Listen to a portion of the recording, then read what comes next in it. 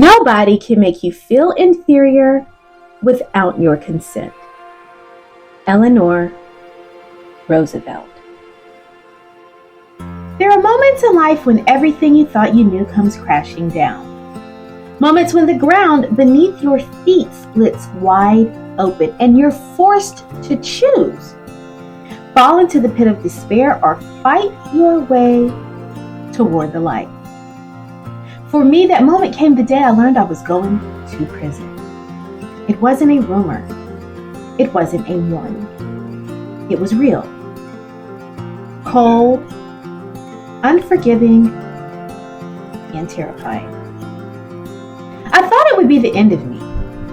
I thought I'd be forgotten, judged, labeled, abandoned.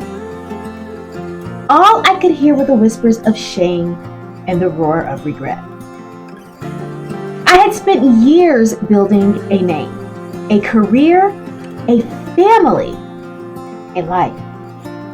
I had poured myself into others, serving, healing, supporting. And in one sweeping moment, it felt like all of it had crumbled. I entered prison not just stripped of my freedom, but stripped of my identity. Who was I now? What would I be when I came out? But here's what I discovered in that dark place. Rock bottom can be solid ground. You may lose everything you thought made you, but you gain something far greater, yourself. The silence of those prison nights forced me to listen to my heart, to my pain, to my purpose. I had to sit with myself, face myself, and fight for myself. Prison just doesn't confine me. It confronted me with everything I needed to heal. And healing didn't come with a magic wand. It came in layers. In learning to forgive myself, in grieving the old me, in accepting responsibility, in letting go of the blame. I learned to breathe again, not just to exist, but to live with intention. Even in confinement, I realized I was more free than I'd ever been because I was free from pretending. I stopped performing for approval. I stopped chasing perfection. I stopped believing that my worth was attached to titles, positions, or achievements. I learned that God can use broken places to build unshakable strength. I learned that what feels like punishment can become preparation. And slowly, with time, the fog lifted. I didn't know how I would rebuild, but I started by reclaiming my mind. I read everything I could get my hands on. I journaled my truth. I poured my tears into prayers, and I made a promise to myself. This wouldn't be the end of my story. People assumed I was done, but God has other plans. And let me tell you something. God's plans don't require permission from your past. The truth is, I came out stronger, wiser, bolder. I didn't just survive prison. I outgrew the version of myself that got me. And maybe that's what you're going through right now. Maybe your prison isn't physical, but emotional, financial, maybe even spiritual. Maybe you're behind bars of shame, grief, fear, or even failure. So let me tell you something. You can get through this. In fact, you will get through this. You are already more powerful than you think. What feels like the end is often a divine interruption, a reset, a reroute, and sometimes God lets everything fall apart so the truth can rise from the rubble. I lost things in that season, things I thought I needed to live. But what I gained? Oh, it was far more precious.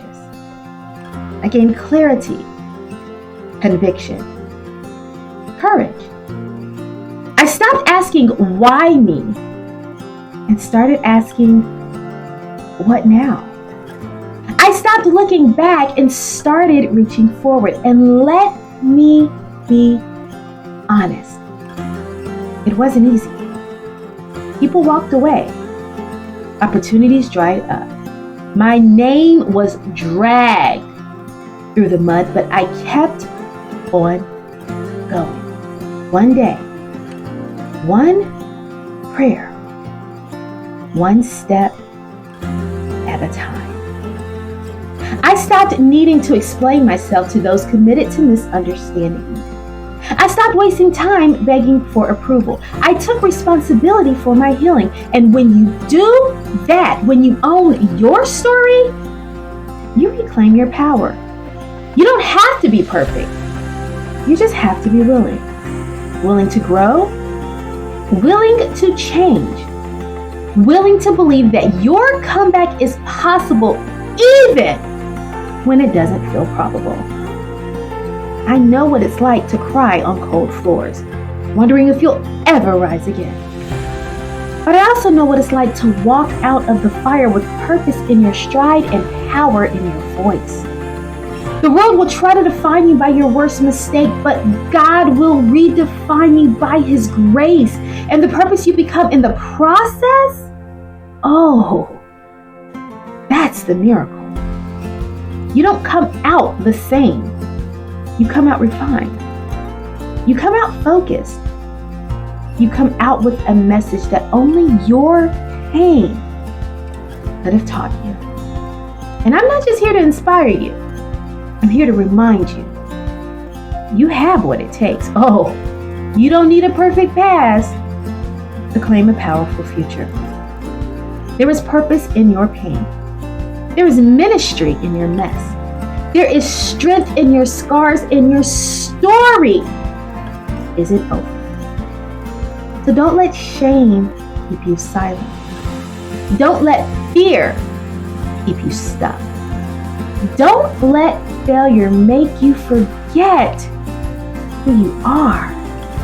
I made it through, and so will you. Not because it's easy, but because it's necessary. Your future is too important to give up now. So stand up. Wipe your tears. Breathe. And take the next brave step. Even if it's small, even if it's shaky, you're moving forward. Rebuilding isn't about going back to who you were. It's about becoming who you were always meant to be. And the version of you that's emerging now, that's the one the world needs. That's the one you need to believe in. You may have been counted out, doubted, dismissed, but you are still here. Still breathing. Still capable of greatness. If I can walk out of prison with vision, with strength, with fear, you can walk out of anything. So get up. Rise. Reclaim your name. Redefine your path. Restore your hope. You are not what you've been through. You are not what you choose to do next. And your next is greater than your now. Getting through times isn't about being fearless. It's about moving anyway, healing anyway, believing anyway. Your victory is on the other side of endurance, so don't quit. Get through it. You are more than worthy of the life that's waiting for you. You can get through this tough time. You've got this. Peace and blessings, Dr. O.